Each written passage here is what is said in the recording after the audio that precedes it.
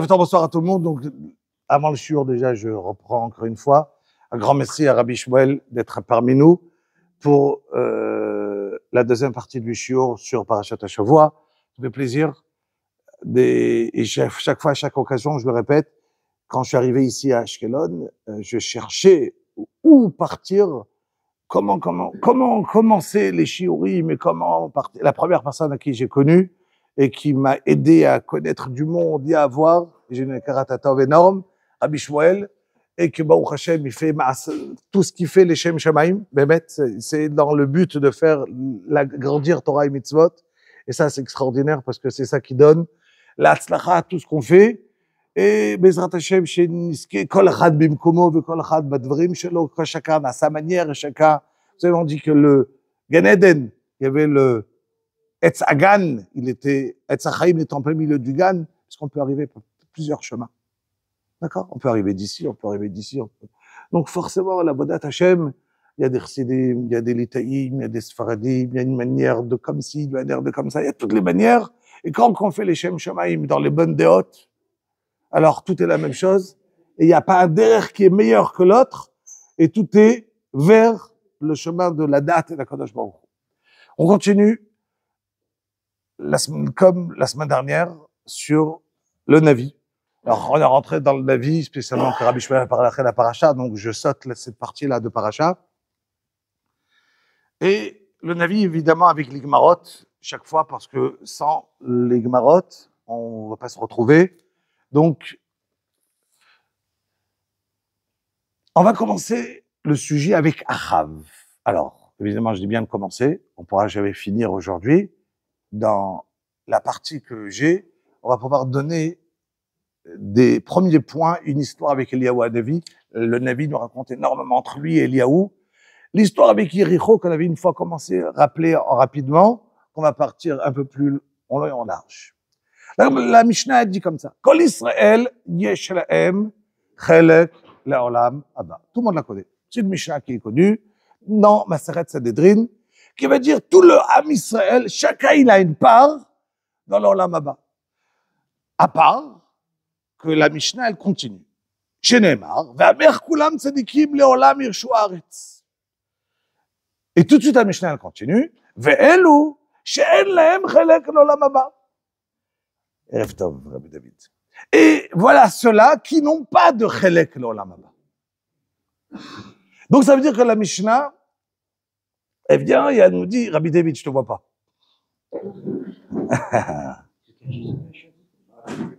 Donc, non, il passe en face. Voilà. Donc, je disais que ve'elu she'en lahem chelek l'olam haba. Et voilà ceux-là qui n'ont pas de chelek l'olam haba. Donc ça veut dire que nous, on rappelle tout le temps comme si tout l'âme Israël, ils ont droit au olam haba. Mais c'est faux. Il y en a plein qui n'ont pas. Et la Mishnah va commencer à les citer. Donc aujourd'hui, je ne vais pas les citer tous, un seul, que la Mishnah ne va même pas citer, elle va citer des cas. Tous ceux qui font ça, ils n'ont pas ça. Tous ceux qui font ça, ils n'ont pas chelek l'olam haba. Mais ce que je vais juste prendre dans cette Mishnah, c'est que la Mishnah, elle va citer qu'il y a trois rois qui n'ont pas eu le droit au olam haba. C'est qui? Yerovam ben Nevat. On racontera sur lui, c'était le roi après Shlomo. Une autre fois, on fera un ou deux shiurim sur lui. Bezrat Hashem. Achav, pardon? Ok. Achav, aujourd'hui, on va commencer avec lui. Et Ménaché, d'accord, que aussi on racontera Bezrat Hashem. Et de lui, il y a une machloquette, est-ce que oui ou non, il a fait tchouva à la fin, même que Achav, il a fait tchouva, quand même, il n'a pas le droit au olam haba. C'est Nora Vaillon. Achav était un homme que, d'un côté, il a régné sur le Ham Israël et pratiquement, peut-être, la Gemara a dit, sur le monde entier. Ça veut dire, il était Sholet Bakipa, entièrement. Très, très, très, très riche. Dernièrement, on a ramené dans la shiurim de Gemara. Intéressant, il a dit à son intendant de maison, qui s'appelait Ovadiaou, il lui a dit une fois, pourquoi je n'ai pas la bracha? Pourquoi? Il y a écrit que Lavan, il avait la bracha par Yaakov. Que il y avait Yosef, il a donné la bracha à Potiphar. Pourquoi moi je n'ai pas la bracha? C'est rigolo parce qu'Achab, il était extrêmement riche. Il avait il avait 70 enfants. Il était extrêmement riche. Il avait plusieurs femmes, évidemment. Il avait Isabelle qui était sa femme principale. Mais après, il avait plusieurs enfants. Et la Gemara rapporte combien c'était un homme qui était riche. Il lui manquait rien. Alors il dit à Ovadiaou, la raison qui me manque la bracha, Kaniré, je sais pas c'est quoi ce bruit. Et la raison qui me manque la bracha, je sais pas c'est quoi. Non. La raison qui me manque la bracha, Kaniré parce que mon intendant de maison, comme Yosef pour Potiphar, comme Yaakov, il ne doit pas être Yéré Hachem. Il ne doit pas avoir suffisamment de crainte d'Akadosh Baruch Hu. Et le Navi dit, mais Ovadiaou était Yéré Hachem, Meod, très, énormément. Mais regardez juste combien Achav, il a compris que pour avoir la bracha, qu'est-ce qu'il faut avoir? Yirat Shamayim. Et avec tout ça, qu'est-ce qu'il a fait? Il n'a pas mis un endroit en Eretz Israël qui n'avait pas d'Avodah Zara. Il a installé l'Avodah Zara, une partie à cause de lui, et de sa femme énormément, Isabelle, qui était une Goya, et qu'il a ramené, qu'elle a... Alors là, maintenant, on va commencer l'histoire dans le Navi, et évidemment, je ne vais pas vous lire toutes les Gmarot, parce que lire, ça va me prendre beaucoup de temps dans le shiur, mais une partie quand même, et on commence le Navi lui-même. Voilà que Rav, comme quand je vous ai dit, roi qui va régner, et qui va installer le Baal. Le Baal, c'était une sorte d'Avodah Zara. Isabelle, elle prenait chez elle à la maison, elle donnait dans le palais à manger aux prêtres du Baal. Et celui qui était Kanaï, Kanaï, ça veut dire qui était la personne qui était, pas jaloux, mais les Kanet Hachem, de venir, alors c'est une forme de venir, et zélé, encore un autre mot, quelqu'un qui vient et que ça le dérange ce qui se passe de pas bien, et il vient, il fait une mecha, il vient, il dit contre, je suis pas d'accord avec ça, et qu'il vient, alors, Eliyahu Hanavi, si on dit en plus que c'est Pinchas, la même qui a tué, d'accord, Eliyahu Hanavi vient et donner des réprimandes tout le temps à Achav et Isabelle. Isabelle, elle supportait pas du tout Eliyahu Hanavi. Là, c'est la fin de la vie d'Eliyahu Hanavi avant qu'il ait monté dans le ciel. Et voilà que Eliyahu Hanavi, il donnait, comme je vous ai dit, des torachot à Isabelle. Elle a tué pratiquement tous les Nevi'im d'Akadosh Baruch Hu, tous les Vi'im d'Akadosh Baruch Hu, ils ont été tués par Isabelle, à part Ovadia qui a pris 100 Nevi'im, 100 prophètes, et il les a cachés 50 dans une grotte, 50 dans une autre grotte, il leur donnait à manger, et c'est comme ça qu'il a gardé 100 prophètes vivants. Et voilà que le Navi raconte comme ça. Il y avait Isabelle, même pas Belachon Zevel. Non.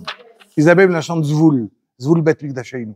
Elle était une reine. C'était une reine, Goya, on reprend. Non, c'est pas une Belachon Zevel. Ça vient pas de ça. Ah, Isabelle. Le Navi dit comme ça. Biyamav bana Chiel bet Eli et Yericho, ba'aviram bechoro Yizda, besgiv tzeiro yitziv de la terre kidvar Hashem asher diber biyad Yoshua bin Nun. Au temps de Yoshua, on se rappelle, juste, on va tout rapide, comme ça on gagne du temps. Quand on est sorti d'Égypte, on a conquis Eretz Israël. Une des villes principales, c'était Yericho. Yericho, on a envoyé là-bas des explorateurs, comme qu'on a envoyé dans le Midbar, c'était Yoshua qui a envoyé, et il y avait là-bas Rachav qui les a laissés rentrer, et ils ont exploré, ils sont revenus, et pour pouvoir la conquérir, le Navi va nous raconter dans Yoshua, ils ont fait 7 tours autour de Yericho. Le 7e jour, la muraille, elle s'est enfoncée dans la terre. Ils ont sonné les trompettes. Je ne rentre pas dans tous les détails. Ils ont sonné, tourné, et ainsi de suite. Et ça, c'est descendu dans le truc. Même Shabbat. Et même des déotes que c'est arrivé le 7e jour, Shabbat. Mais voilà que Yoshua, il y avait un ness extraordinaire. Ce ness, il voulait qu'il va rester gravé dans la mémoire de tout le monde et qu'on va jamais l'oublier. Qu'est-ce qu'il a dit? Il a donné une klala, une malédiction. Celui qui voudra reconstruire une ville au nom de Yéricho, ou cette ville-là, alors, il sera maudit, il débutera par mourir son fils, son premier, et quand il mettra la dernière porte, ça sera son dernier fils qui mourra. Et voilà qu'un jour, Riel Betaeli, qui était de Shevet Yehuda, qui arrive chez le roi d'Israël, chez Achav, il vient, il lui dit, j'ai envie de construire Yéricho. Yoshua, ça fait 500 ans. C'est une émouna, c'est une croyance d'avant. Aujourd'hui, moi, j'ai pas peur. Il avait 7 enfants. Et il décide de construire. Évidemment, sa femme, Hana, elle lui dit, je te conseille pas. On a 7 enfants. Écoute un peu les Nevi'im. Écoute un peu la Torah. Il dit, écoute, c'est des émounotes d'avant. Ça vaut pas la peine. On peut construire. On est Kablan. Je vais venir, je vais construire. On va faire plein d'argent. Et tu verras, il arrivera rien. Le jour des Eved Apna, il arrive et il décide de pas l'appeler Yéricho, mais Yéricha. Comme ça, il va changer un petit peu. Ça l'a pas aidé. Et le Navi, il me dit qu'il a commencé par son premier fils, Aviram. Le jour qu'il a fait Eved Apna, Aviram est tombé malade et il est mort. Et le dernier jour qu'il a mis la dernière porte de la ville, Sagiv, son dernier fils, qui est mort. Ça veut dire que pendant toutes les années, une par une, et voilà que, il rapporte ici déjà, je suis déjà dans la Gemara. La Gemara qui me dit que ce jour-là, qu'il est Niftar, le dernier fils, deux grands personnages, Eliyahu Hanavi et Achav, se retrouvent chez Riel Betaeli. Les deux, ils arrivent pour pouvoir être Menachem, faire pendant les Shiv'a de ce garçon. Et voilà que Achav, il est assis, il y a un silence. Achav, il dit, pas de chance, hein. 7 gosses, comme ça, ils sont morts. Et le Hanavi, il explose. Pas de chance. Tu as oublié qu'est-ce qu'il y a écrit dans la Torah? Qu'est-ce que Yoshua, il a dit? Que celui qui va construire Yéricho, chacun de ses enfants, il va mourir. Et toi, tu me dis, pas de chance. Et tout de suite, il commence à lui dire, Achav, une seconde, mais quoi, tu y crois? Ça fait 500 ans. Oui, il est l'intérêt. En plus, à mitzvat Ishuv vers Israël, c'est extraordinaire. Il faut aimer la terre, il faut être sioniste. Et on a besoin de croire et de venir de construire. Je dis, écoute, on est sioniste quand la Torah t'a dit oui. Pas quand la Torah t'a dit non. S'il y a une malédiction, c'est assourd. C'est assourd. Il n'y a pas d'être sioniste quand même. Attends, il n'y a pas. Ou je peux, j'ai le droit de construire, ou je peux pas. Il y a une raison. Et quand la Torah, elle est en dehors de toute la terre, plus important que tout. Et là, il lui dit, Achav, Rabbi Lagmara, il lui dit, attends 2 secondes. Toi, tu dis que Yoshua, il a maudit. Et ça veut dire que d'après toi, la malédiction de Yoshua, c'est ce qui s'est abattu. C'est pas juste une épidémie, c'est pas un problème. C'est pas ça. D'après toi, c'est ça. Il lui dit, une seconde, d'après toi, c'est qui est plus grand? Yoshua ou Moshe Rabbeinu? Le Rav ou le Talmid? Moshe Rabbeinu, c'est le Rav. Yoshua, c'est l'élève. C'est qui? Il lui dit évidemment Moshe. Il lui dit attends 2 secondes. Il écrit dans le lit tous les jours dans Kirat Shema. וחרא אף בכם, ועצר את השמיים, ולא יהיה מטר, והאדמה לא תיתן את יבולה. Si on va faire de la vodazara, il écrit dans la Torah qu'il ne va pas pleuvoir. Tu vois pas aujourd'hui tout ce qu'on a comme pluie? Tu vois pas qu'on part à la guerre et que tout va bien? Et que Bémet, il y avait le shalom, il n'y avait pas de la shonara entre eux. Et que quand Ovadia, il a caché les 50 Nevi'im, personne n'est parti, 50 ici, 50 ici, personne n'est parti de chez Achav pour lui dire, tu sais où ils sont. Et tout le monde savait. Et Achav, il savait pas. Pourquoi personne n'est parti? Parce qu'il y avait du Lachon Hara. Il n'y avait pas de Lachon Hara. Au temps de Shaoul, il y avait du Lachon Hara. Il partait à la guerre, il perdait. Pas de Lachon Hara, il y avait de la Avodah Zara, mais il y avait de la pluie, il y avait tout. Alors il se lève, il lui dit, Eliyahu Hanavi, donc toi, tu as appris ce que Akadosh Baruch Hu, il t'a donné, la bracha, qu'il y a la pluie, qu'il y a, parce que vous êtes des gens bien d'un côté, tu l'as pris comme si tu y crois pas en Akadosh Baruch Hu. Qu'est-ce qu'il fait, Eliyahu Hanavi? Il demande tout de suite à Akadosh Baruch Hu la clé de la pluie. Et dit la Gemara, il y a 3 clés qu'Akadosh Baruch Hu, il donne pas. Bevatachat, en un coup. Il peut les donner une par une. On sait très bien que une femme qui doit accoucher, c'est Akadosh Baruch Hu. La pluie, c'est Akadosh Baruch Hu. Et Triat Hametim, d'accord, c'est Akadosh Baruch Hu. Ça veut dire qu'Akadosh Baruch Hu, là, je rentre pas dans ces détails, mais Akadosh Baruch Hu, il a donné le monde, ça passe par des malachim, ça passe par des anges, d'accord? Et évidemment, tout est géré par Akadosh Baruch Hu, mais il y a des anges qui ont un tafkid dans ce monde, qui ont une mission, qui ont un rôle, d'accord, de gérer certaines choses dans ce monde.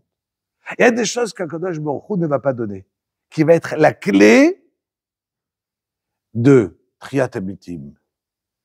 Les morts, d'accord? Bnei, on a dit l'accouchement et la pluie. On appelle ça Bnei Chaye Umzone. D'accord? Les 3, Akadosh Baruch Hu, alors qu'est-ce qu'il fait? Eliyahu Hanavi, il demande la clé de la pluie. Et il dit, Chay Hashem, il y aura plus de pluie tant que c'est moi qui décide pas. Toi, tu as pris que tout se passe bien parce que tu crois que tout va bien parce que tu as un manque de Emouna. Aujourd'hui, c'est moi qui décide. Il n'y aura plus de pluie. Évidemment, Achav, il a peur. Isabelle, elle veut tuer Eliyahu. Eliyahu Hanavi, il se sauve.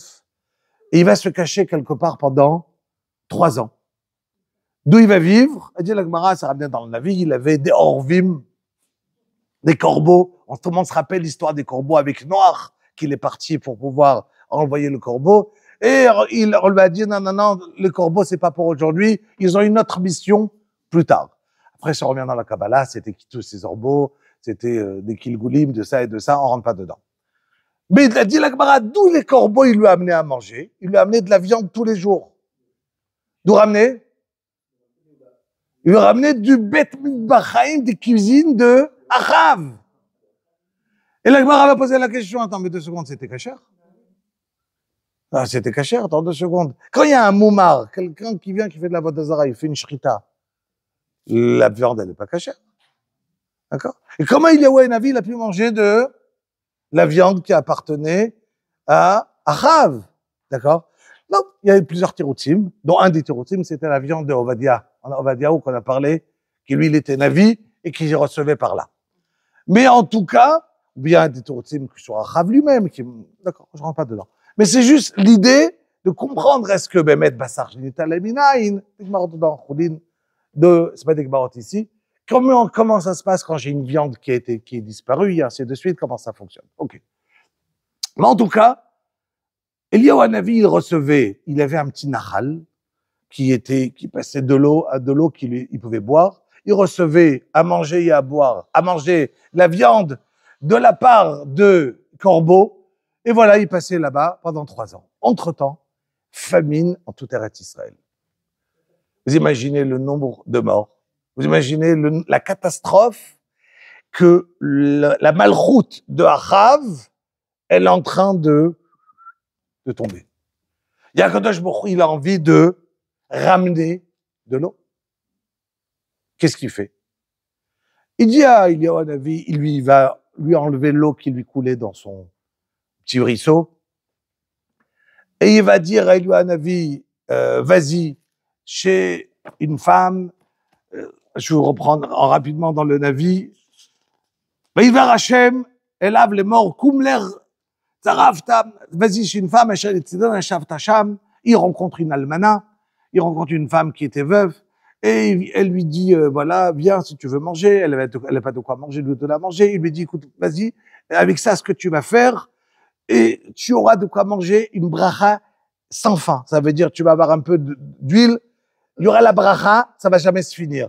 Toi, ta farine va jamais se finir. Oh, bracha extraordinaire. Elle avait un seul garçon. Ce garçon, un jour, il a mal à la tête et il meurt.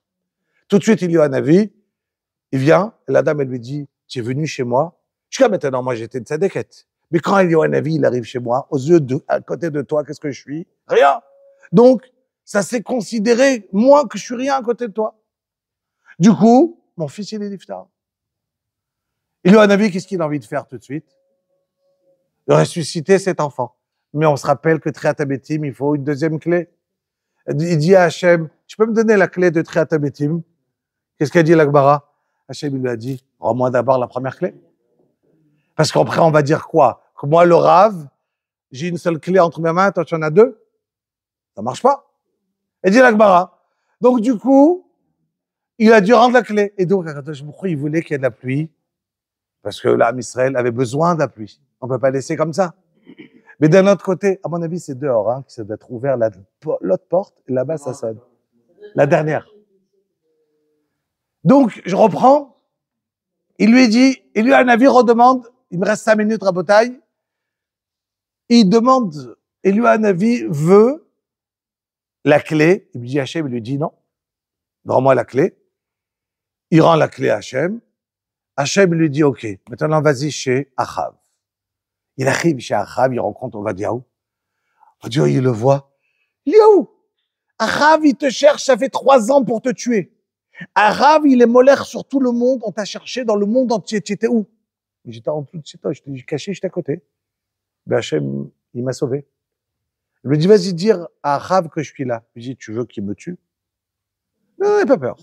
Vas-y. Il y a un avis, il va, il lui dit, écoute-moi bien. Et là commence la haftara que tout le monde connaît. Ad matay etem posrim al shnei seifim. Il dit Eliyahu Hanavi, Rabotai, on va prouver où c'est l'Avodah Zara qui a raison, où c'est Hachem. On va aller à Har Carmel, à Haïfa qu'on connaît aujourd'hui. On va monter là-bas un misbeach pour HaKadosh Baruch Hu, un hôtel pour Hachem, un hôtel pour le Baal, l'Avodah Zara.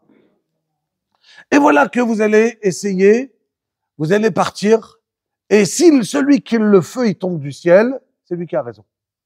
Très bien. Il se rassemble 450 prêtres du Baal, ils sont là, et eux, ils devaient arriver en premier, et ils crient, ils se battent, ils font tous les détails de qu'est-ce qu'ils n'ont pas fait pour pouvoir. Il y a David, il arrive à Mincha, Anaïni Hachem, Anaïni, il prie à Kadosh Baruch Hu, Hachem, réponds-moi, réponds-moi, réponds-moi Hachem, réponds-moi, et le feu il tombe du ciel. De là, on apprend déjà que Mincha, c'est très important. À ce moment-là, le monde, il s'est arrêté comme à Arsinaï. Arsinaï, le monde, il s'est arrêté de bouger. La mer s'est arrêtée de bouger. Les oiseaux sont arrêtés. C'est la deuxième fois dans l'histoire que ça s'est arrêté. Anaïni Hachem, Anaïni. Et voilà que le feu descend du ciel. Et lui, Hanavi décide, à cet instant, de tuer tous les prêtres du Baal, les 450, ils sont mis à mort.